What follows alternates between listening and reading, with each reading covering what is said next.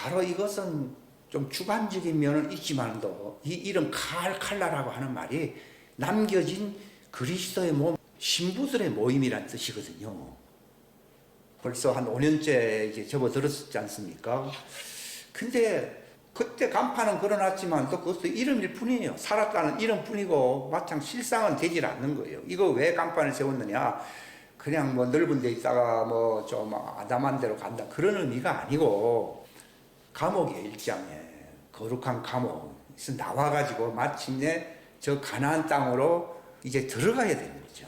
지금 그 시절이 이제 금년부터 이제 시작이 되었다는 거예요. 그게 2025년도에 시작이고 언제 끝나느냐? 2026년도에 끝난다고 보는 것입니다. 또 이것을 받아들이지 않을 사람들도 있을 겁니다. 그러나 그 사람들이 가는 몫이고 종들은 알지 못하거든요. 왜냐하면 요한복음 15장에 뭐라고 말씀하셨습니까? 종은 주인이 하는 것을 모릅니다. 그러나 나는 너를 친구로 세웠나니 왜 친구로 세웠습니까? 이런 아버지께 들은 것을 다 너희에게 알게 하려고 함이라고 하는 거지. 그러니까 제가 이런 말을 하는 것은 뭐 어떤 자격이 있는 것도 아니고 저도 이제 감옥 속에서 이렇게 생활을 오랫동안 했습니다. 오랫동안 했는데 이게 감옥에서 나오기 위해서는 주님의 메시지를, 시대적인 메시지를 성령이 지금 교회에게 말을 하는 거예요. 그러니까 이 오늘 제목이 만물의 으뜸이 되신 주님과 함께하는 길이다 이 말. 함께하는 길, 함께. 목표가 이겁니다. 이거 하다가 어떻게 됩니까? 휴거돼야 되는 거예요. 그냥 매일 옛날 얘기만 하다가 뭐 여기 있으면 여기 올 이유도 없고 뭐 계속 여기 존재할 이유가 없습니다. 지금 이제 감옥에서 나올 때가 될 것입니다. 그러면 그 감옥에서 나온다는 의미가 뭐냐 하는 것이요. 시편에 그 요셉에 대해서 하나님의 말씀이 응할 때까지 그가 감옥에서 연단을 받았다 이렇게 나와 있거든요. 이거 무작정 그냥 끝없이 고생만 한다는 의미가 아니라 하나님의 계획, 목적 그걸 가리켜서 하나님의 말씀이 성취가 되어야 된다는 것입니다. 이게 골로새서 1장에 보게 되면은 하나님이 나를 사도로 세운 목적은 너희들을 완전한 자로 하나님의 말씀이 성취된다. 그게 무슨 말인지 잘 몰랐는데 하나님의 말씀이 성취된다는 말은 완전한 하나님의 성전이 된다는 얘기입니다. 이게 그러면은 거룩한 신부예요. 그들은 휴거를 받을 수밖에 없어요. 휴거의 자격은 그것입니다. 근데 문제는 뭐 그런 지식이 중요한 게 아니라 그게 남보다도 자기에게 이루어져야 되는 거예요. 마치 요셉에게 먼저 이루어져야만이 일이 진행이 되듯이요. 이것은 넘보고 할 얘기가 아니라 저에게 먼저 이루어져야 되는 거예요. 그러니까 안 되는 거죠. 안 되는데 주님이 이끌어 준 거죠. 이게 물에 빠진 베드로가 나를 살려달라고 그랬는데 결국은 주님이 끌어줬기 때문에 그분이 주인이 될 수 있는 거예요. 예수님은 제자들을 향해서 나를 떠나서 나 없이는 너는 안 된다는 겁니다. 그걸 실감을 해야 됩니다. 주님 없이도 할 수 있다는 말은 자기의입니다. 자기의. 그러니까 이 마지막 단계의 이 장벽이 뭐냐 하면요. 자기의입니다. 자기의. 바울만큼 자기의가 강한 사람이 없었어요. 율법의 의로는 흠이 없다 할 정도로 한데 하나님이 네가 율법적으로는 완전하다고 하지만 그게 구원도 아니고 그건 바로 마지막은 멸망이다라는 것을 보이려고 그의 눈을 멀어버리게 하시고 그 타고 있던 그게 낙인지 뭔지는 몰라도 떨어져 버린 거예요. 그래서 일개 집사의 손에 의해서 주님께서 너를 일으키신다. 너의 눈을 뜨게 하신다. 이렇게 말하니까 막 완전히 자기의가 박살나 버린 거예요. 성경에 보면은요. 만물의 어떤 대신 주님과 함께 이 바로 휴거될 수 있는 어떤 그리스도의 신부의 어떤 전형적인 모습을 단적으로 표현하는 말입니다. 이게 십자가의 할례를 받는 이것이 하나님의 말씀을 성취하는 길입니다. 이게 근데 이 단계를 다들 무시하고 또는 초월하려고 하는 경향이 굉장히 많습니다. 이게 자기의거든요. 그러니까 감옥에 잡히는 거예요. 또 설상 사역을 한다 하더라도 왜 환란이 굉장히 극한 환란이 찾아오느냐? 이 환란을 통해서 징계를 받음으로 자기 의가 무너지게 하려고 하는 거예요. 자기 의가 바로 자기의 존재감이잖아요. 뭐 사람들마다 다 받은 수준과 경력과 자질이 다 다르기 때문에 한 가지로 축약을 할 수는 없습니다. 그러니까 예수님도 각각 자기 십자가라 그랬지 다 똑같은 십자가라는 얘기를 하지 않고 있거든요. 그러니까 뭐 낫다 못하다 그런 건 의미가 없고요. 나는 내게 맞는 그 십자가의 길로 가는 거예요. 나는 안 됩니다. 이 욕망 앞에 나는 안 됩니다 했을 때 주님이 나를 잡아주시더라고요. 옛날에는 그림으로 나타난 적도 있고요. 어떤 그 뜨거운 불로 나타난 적도 있었어요. 물론 불을 받은 경험도 있습니다. 나를 바라보는 그분의 모습, 얼굴을 본 적도 있습니다.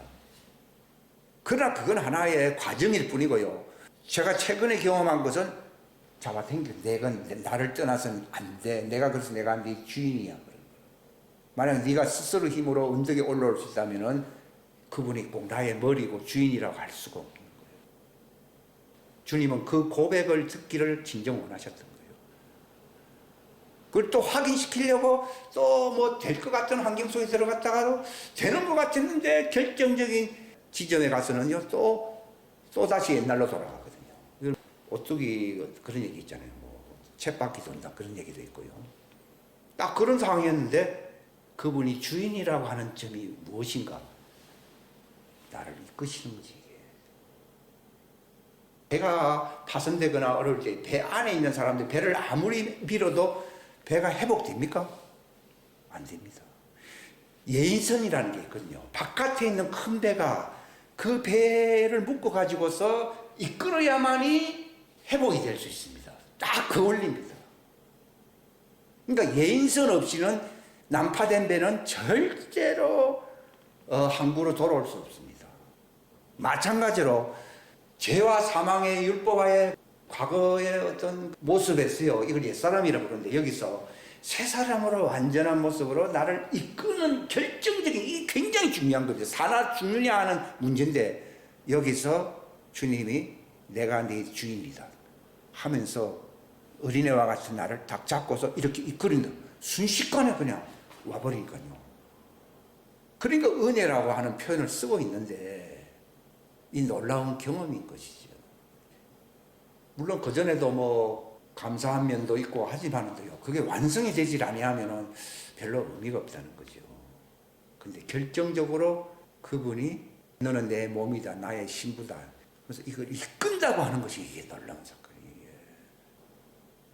내가 내 힘으로 뭘 어떻게 잘하고 그래서 나는 신부가 될 것입니다 하는 포부는 가질 수 있지만도요. 그거는 효력이 없습니다.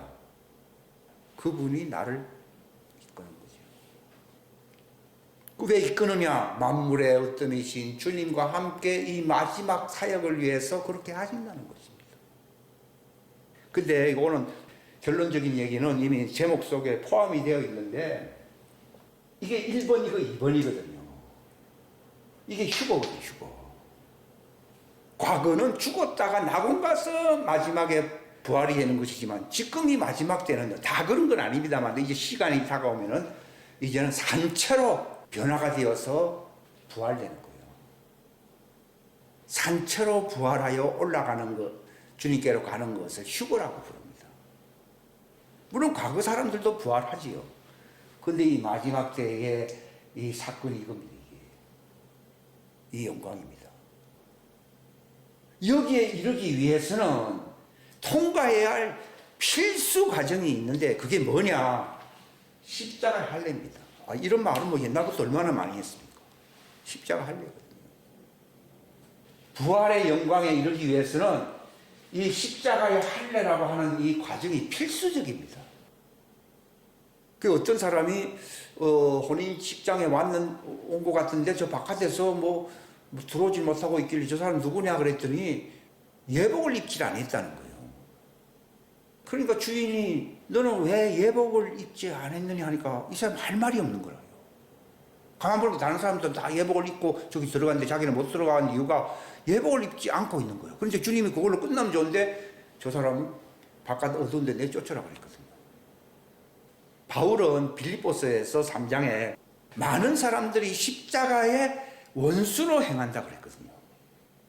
그러니까 내가 주의 이름으로 뭐 권능도 행하고 주의 이름으로 귀신도 쫓아내고 주의 이름으로 선지자 노릇도 하고 많은 사람들 앞에서 또 교사 가르쳤다 그랬거든요. 그러면 좀 부족하더라도 이거 뭐 참작할게. 그러면 참 좋겠는데 주님이 그렇게 말씀하시면요. 내가 너를 도무지 알지 못한다. 지금 십자가에 대해서 그 단어를 모르는 사람은 기독교인 치고 모르는 사람 없습니다. 근데 문제는 그거 뭐 예수님이 십자가에서 이 정도지 자기가 그 십자가의 할례에 동참을 하지 못했다고 하는 비극으로 끝날 수가 있어요. 그 제가 그 천국과 지옥이라고 하는 그 벡스의 여사의 책을 제가 한 30년 전에 30년 넘었을 거예요. 읽었는데요. 그래서 많이 충격을 받았는데, 뭐 안 믿는 사람이 뭐 지옥 불구덩이 속에서 뭐 힘들게 산다는 것은 뭐 이해가 되겠는데, 보니까 회색 옷을 입고 있는 사람이 있다고 그러는 거예요. 또 어디 가보니까 누런 옷을 입고 있는 사람이 있다고. 거기 책 보면 나와 있거든요. 저 사람들 누굽니까 하니까요. 그 사람들 얼굴 표정을 보라 그랬거든요. 불 속에는 아직 있질 않는데 거기는 하늘이 푸르지 않고 붉다고 나와 있더라고요. 붉은 하늘을 이렇게 바라보면서 아주 한숨을 내쉬며 소망 없는 표정을 하고 있는 거예요. 합격 미달자들 얘기야. 그러니까 제일 불쌍한 사람은 어차피 뭐 불륜못에 들어가면 똑같아지거든요. 불륜못 들어가기 전에는 뜨거운 불에서 허우적거리진 않지만도 밑에는 뜨거운 이 불이 있는 그 위에 소망 없는 한숨 쉬면서 이렇게 바라보고 있는 거예요. 그러니까 저들은 완전하게 되지는 못했다는 거죠. 주님, 그래도 조금 노력을 많이 했는데 그건 참작을 하셔야지. 뭐 완전하게 안 됐다고 해서 누런 옷이나 회색 옷을 입고 그 있는 사람들 참 불쌍합니다. 그때 내가 충격받은 게 그 점이에요. 뭐 다른 사람은 뭐 그렇다고 하더라도요. 분명히 교회 다니는 사람, 교회 다니는 정도가 아닙니다. 교회에서 어떤 뭐 직분도 행하고 굉장히 유명한 사람들도 많다는 거예요. 근데 주님의 말씀은 그들은 완전하게 되질 않아요. 근데 골로새서에 보면은 바울이 내가 사역자가 된 것은 너희를 그리스도 안에서 완전한 자로 하나님께 바치기 위한 것이라고 되어 있거든요. 그리고 예수님도 마태복음 5장 48절에 뭐라고 말했습니까? 아버지의 완전하신 것처럼 너희도 완전하라. 이렇게 사람들은요 그런 말을 무시하더라고요. 그러니까 차라리 뭐 불신자가 그래도 세상에서 재미나게는 살았을 거 아니에요. 근데 재미나게 산 것도 아니고 회색 옷을 입고서는 소망 없는 곳에 마지막에는 불륜못으로 떨어진다.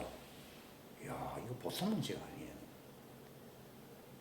근데 그때 그 책을 보고서 제가 굉장히 쇼크를 받은 거예요. 그러면 어떻게 하면 완전해지느냐? 그 완전해진다고 그러지만은 죄인을 구원한다는 말도 있는데 왜 완전을 하나님이 요구하시지?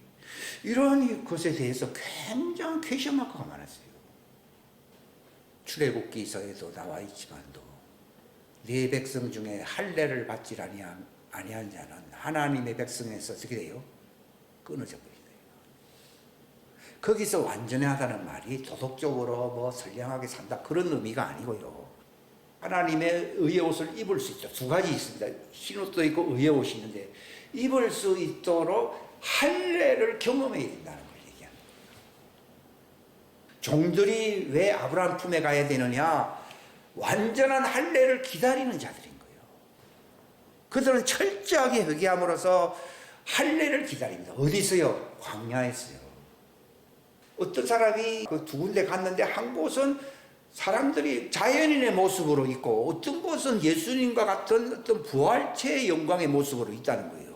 아니면 그러면 한 사람은 뭐 구원받고 한 사람은 구원 못 받았다는 게 아니라 구원은 다 받은 사람들인데 한 사람은 받은 사람이고 한 사람은 받을 사람인데 아브라함 품에 있는 사람들이 자연인의 모습으로 있다는 거예요. 자연인의 모습으로 있으면 뭐 아직 미완성인데 왜 아브라함 품에 있습니까? 그러니까 아브라함 품은 하나의 거쳐가야 할 중도 과정일 뿐이라는 거예요. 그들은 구원의 표를 가진 사람들이라는 거예요.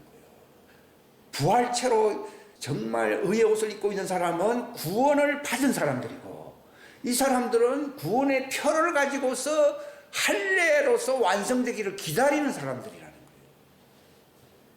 종들은 광야에 왜 가야 되느냐? 그 이사야 사장에 기록이 되어 있죠. 이때라는 게 광야에 있을 때거든요. 주께서 심판하는 영과 불태우는 영으로 시온의 딸들의 더러움을 씻어내시고 예루살렘 한가운데로부터 그것의 피를 깨끗이 제거한다. 여기 할례거든요. 이걸 침례라 부르는데 이걸 씻어버린다. 그 씻어버리는 거를 새 언약이라 불러요. 내가 그들과 예레미야에 보면 새 언약을 맺는다고 말씀했잖아요. 그죠? 그 새 언약을 맺는다는 말이 요게 광야에서 맺는 겁니다. 하나님의 자녀는 마가 다락방에서 이미 맺은 것이고, 광야에서 심판하는 영과 불태우는 영으로 시온의 딸들의 더러움을 씻어버린다는 겁니다. 바울도 앞이 눈이 멀어가지고 있을 때 아나니아 집사가 와가지고서 나를 보내신 주님께서 너의 눈을 멀게 하셨는데 내 눈에 시력을 받으라 하셨느니라 하면서 눈이 벌쩍 떴거든요. 그러면서 네가 침례를 받아 그 죄에서 완전히 떠날지어다 그랬거든요. 그게 할례를 받은 거예요. 그것은 사울이 30대 때 이루어진 사건이잖아요. 근데 이 종들, 예루살렘 시온에 남아있는 자들이라는 것은 이건 하나님의 종들을 얘기하는 것인데, 이들이 할례 받는 장소와 시간이 따로 있어요. 이걸 구별이 안 되니까 뭐 죄인이라 했다가 또 의인이라 했다가, 의인이라는 말은 의인의 부활, 이것은 말 그대로 의인의 부활이고, 이제 죄인들이 할례를 받아서 새 언약 속에 들어감으로써 새 예루살렘 성에 들어가는 일이 남아 있습니다. 그래서 그 대기처가 어디입니까 지금? 아브라함의 품인 거예요. 와, 이게 참 놀라운 것이에요. 이것을 정확하게 안 시점과 주님이 너는 율법하에 있을 이유도 없고 사망의 음침한 골짜기에서 헤맬 필요도 없이 주님의 장중에 그 안식처에 너는 들어가야 된다고 그래서 잡아당긴 거예요. 그 뒤로부터 굉장히 마음이 편안해진 거예요. 그러니까 그 전까지는 종들이나 나나 뭐 별 차이가 없었던 거예요. 근데 이 말씀이 딱 구별되는 것과 거의 일치하는 시간에 그냥 내가 안 된다 했을 때, 그렇잖아요. 사람으로서는 할 수 없는 것이지만 하나님께는 모든 것이 가능하다는 말 딱 잡으니까 그냥 끝나버린 거죠. 그래서 제가 그 점에서 빚을 지게 된 거예요. 그 전까지는 사랑에 빚을 졌다는 말을 제가 별로 그렇게 실감나게 받아들이질 않았어요. 나도 뭐 하면 되고 나도 회개하면 되지 이렇게 생각을 했거든요. 그런데 이것은 완전히 주님의 은혜입니다. 은혜. 이게 바로 완전하게 되는 스타트 라인이에요. 시작점이라고. 이게 할례입니다. 할례. 그러니까 하나님의 자녀는 반드시 그 경험이 있어야만이 휴거가 될 수 있는 것이고, 종들은 이것을 해결해 준 새 언약을 광야에서 맺어주신다고 해서 임시로 대기하는 장소가 어디입니까? 아브라함의 품이고, 아브라함 품으로 가기 전에 이 땅에 남아있는 사람들은 마지막 때 어디로 간다고요? 아브라함 품으로 갑니까? 광야로 갑니까? 광야로 갑니다. 마치 살아있는 자가 죽지 않을 때는 바로 직접 공중으로 올라가 주님을 만난 것이지 낙원을 거치지 않는 것처럼, 지금 종들도 죽지 않고 살아있는 종들은 아브라함 품을 거치지 않고 어디로 갑니까? 아브라함 품에 있는 자들도 완전하게 되기 위해서는 어디로 나와야 됩니까?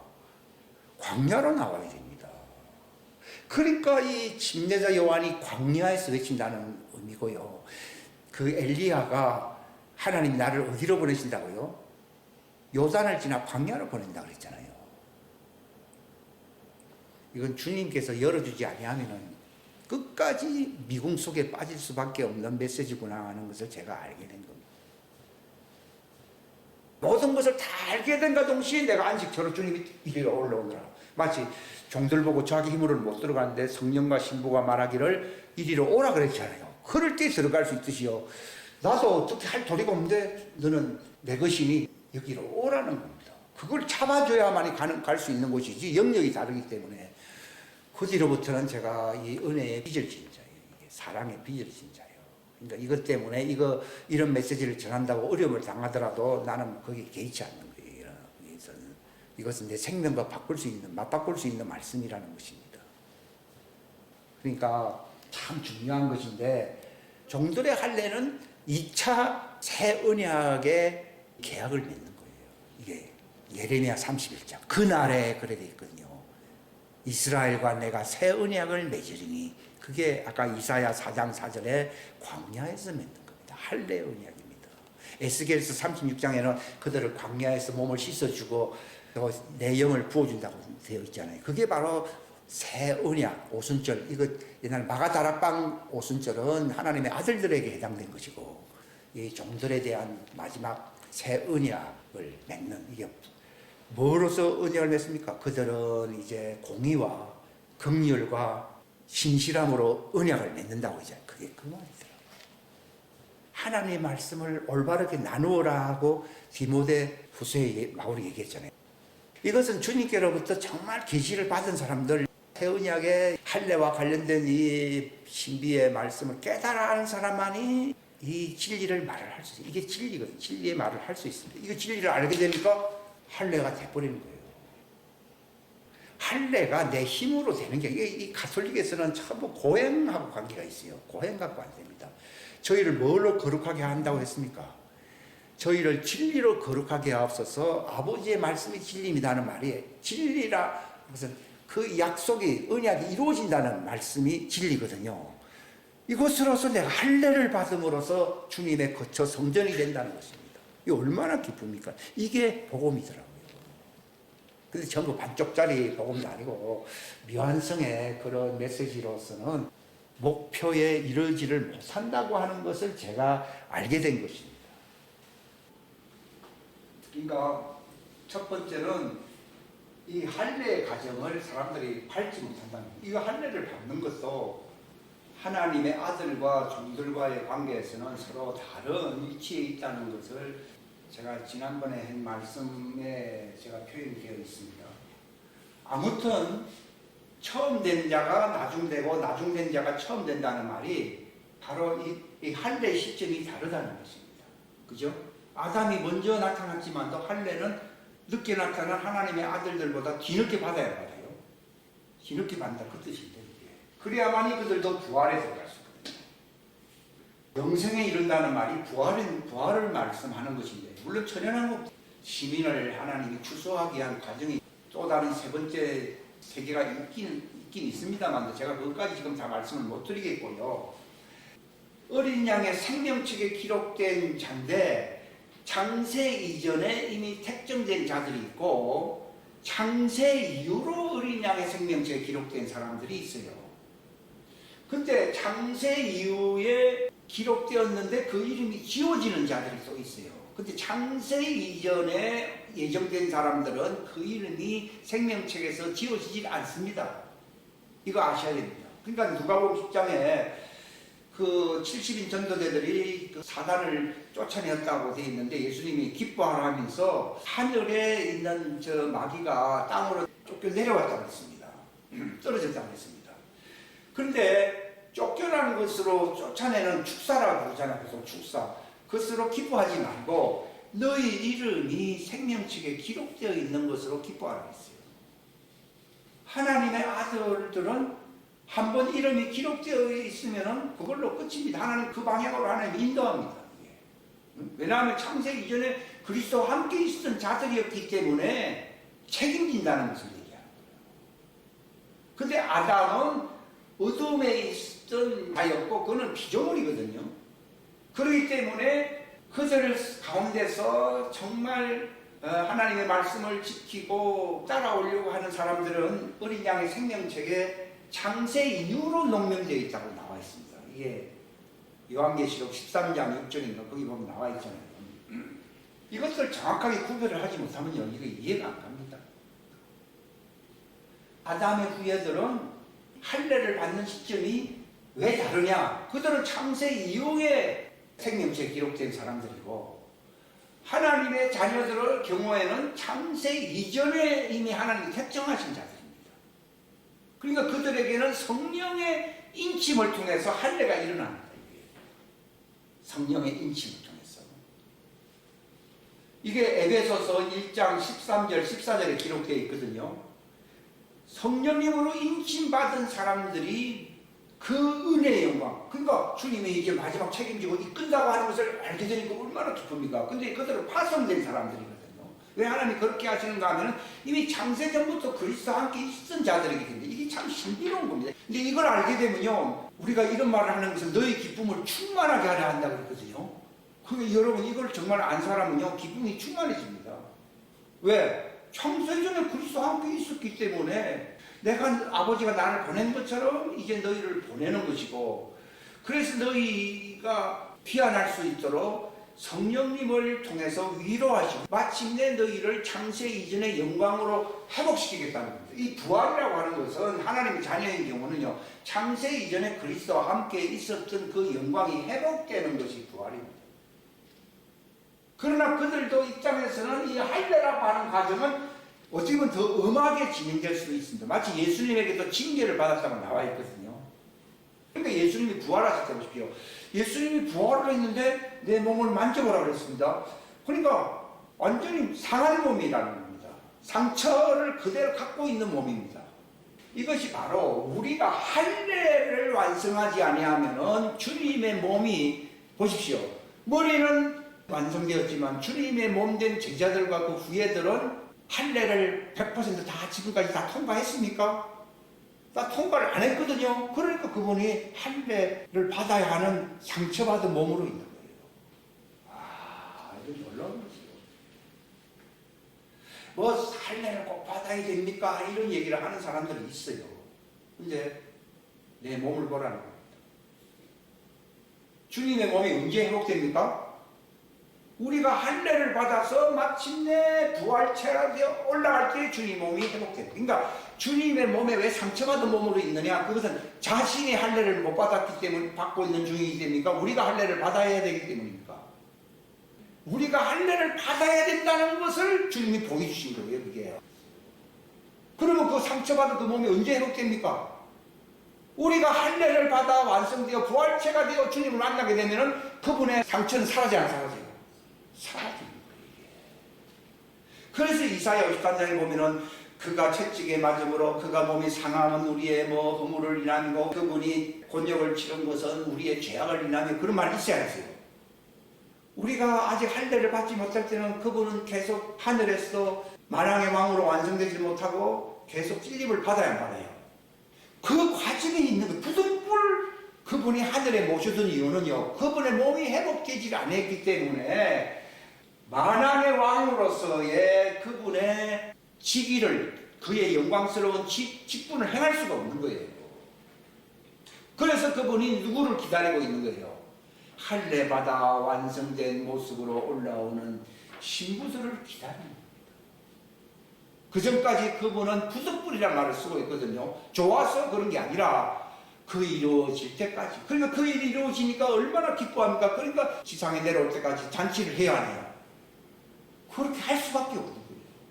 그게 요한이 하늘로 올라가 보니까 예수님이 보좌에 계시는데 이 인을 떼야만이 성도들의 구속이 완성이 되는데 그 인을 뗄 사람이 없는 거라.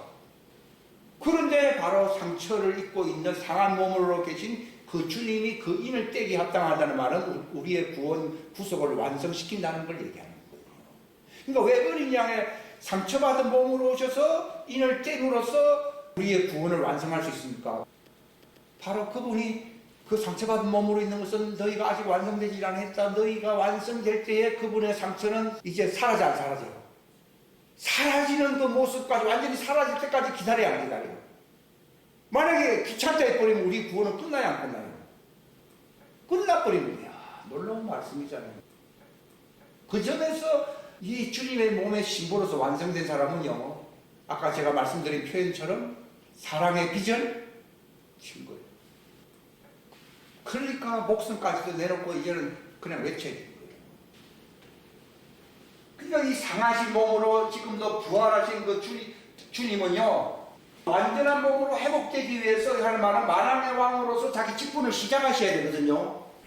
하기 전까지는 그분이 부득불 거기에 앉아 계신다는 말은 우리의 완전한 휴거를 나타남으로 그분의 몸이 회복되는 거거든요.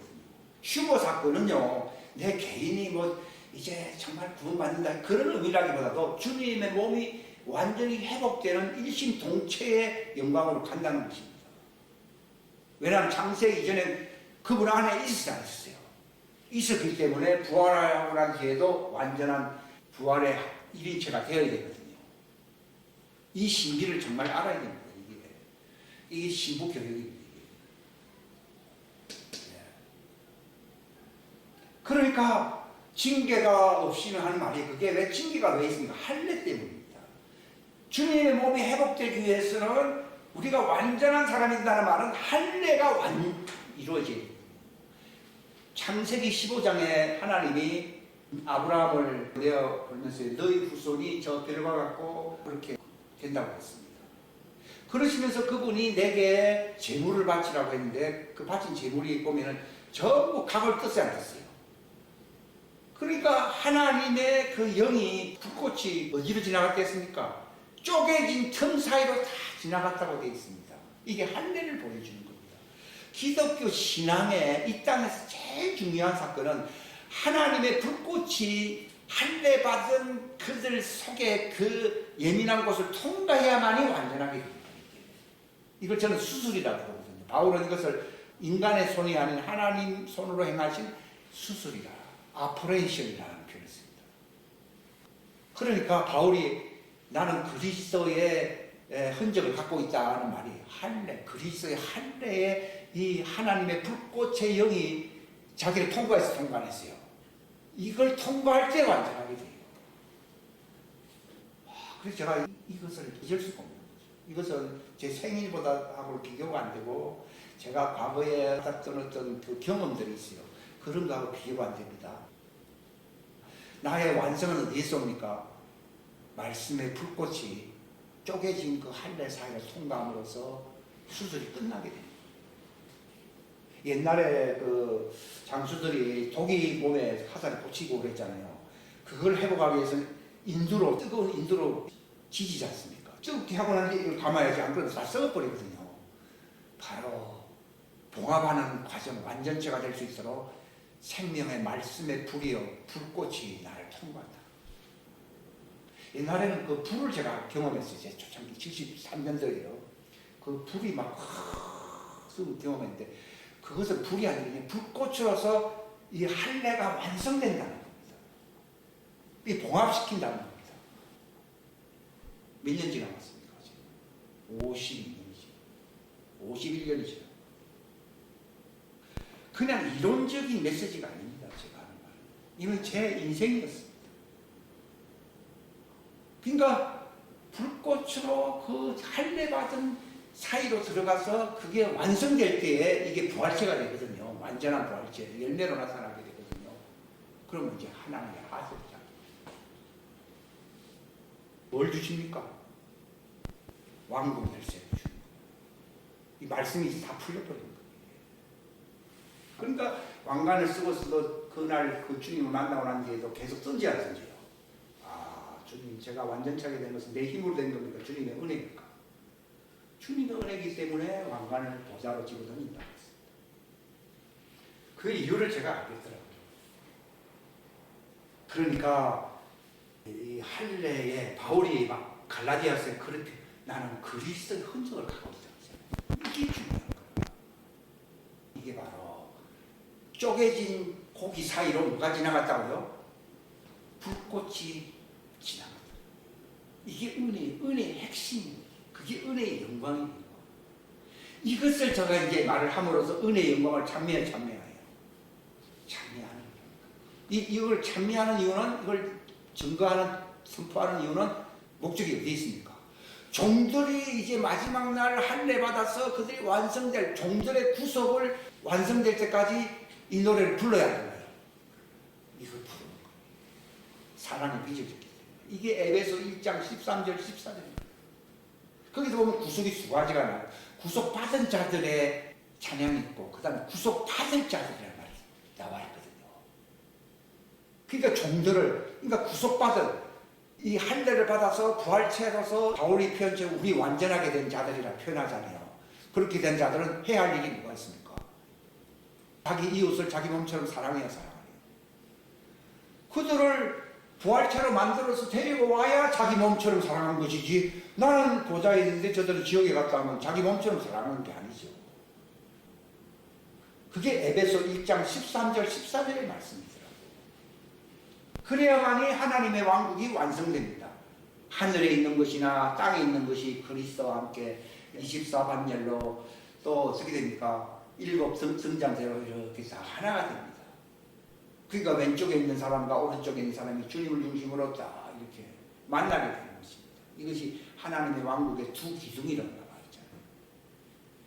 두 기둥과 그 다음에 두 증인이라고 표현되어 있잖아요.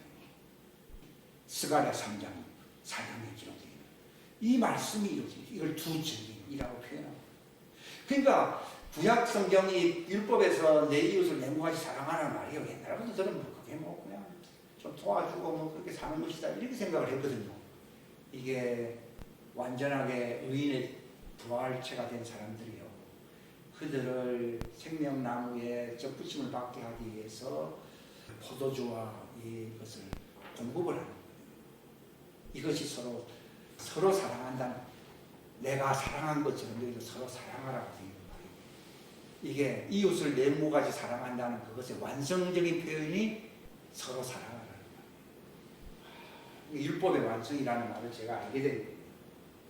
그것 때문에 지금 제가 사랑의 빚을 자로서 내게 맡겨준 자들을 저 새 예루살렘 성으로 들어갈 수 있는 이 할례의 십자가의 언약의 새 언약을 종들이 받게 하는 그 과정으로 이끌라는 것입니다. 이 복음을 전한다는 것입니다. 이 은혜의 영광을 찬양한다는 것입니다. 이사야 4장 말씀이 이루어지게 해야 된다는 것입니다. 그들은 시온 광야에서 뜨거운 불빛과 뭐 이렇게 그렇게 하시다. 우리도 할례 받을 때 뜨거운 하나님의 말씀을 내가 경험한 적이 있는데 이 지나가요. 지금도 그 말씀이 지나가서 말씀은 살았고 능력이 있다는 말이 그 뜻이거든요. 주님이 그럼 마지막에는 손잡고 이게 완성됐으면 이게 손잡고 이런 이제 앞으로 할 수 있는 말은 이런 말밖에 없습니다. 왜냐하면 목적이 중요한 것이지 뭐 과정이라고 하는 것은 그건 다 사람들 처지마다 다 이 세상에서 다르지 않습니까? 그건 다 지나가는 겁니다. 그러니까 이끌어야 되는 거예요. 그게 사람을 낚는 어부가 된다는 말에 제가 직감을 하게 됐어요. 왜냐하면 내게 행하신 그 주님을 알게 되기 때문에 시간만 다르지 저들도 이 에사야 4장 4절 말씀과 같이 그 광야에서 이루어진 역사가 있거든요. 이게 영원한 복음이지 않습니까? 그들에게 이 영원한 복음을 지금 제가 얘기를 하고 있는 거거든요. 이걸 전하는 겁니다. 이게 은혜의 영광을 찬미한다고 되어 있습니다. 이걸 하나님의 찬양을 전하게 하려 함이라고 베드로서에 기록되어 있습니다. 하나님을 찬양한다 이 말이 아니라 하나님이 그렇게 되어야 좋아하기 때문에 휘바람 부르고 하나님 노래 부르는 그 노래를 전한다는 것입니다. 스바랴 3장 말씀에 휘바람 불며 그분이 즐거워하신다고 되어 있거든요. 누가 할례 받을게요? 종들이 할례 받을게요. 내 신부라고 그때 얘기합니다. 그때는 아버지에게 속한 자들이 됩니다.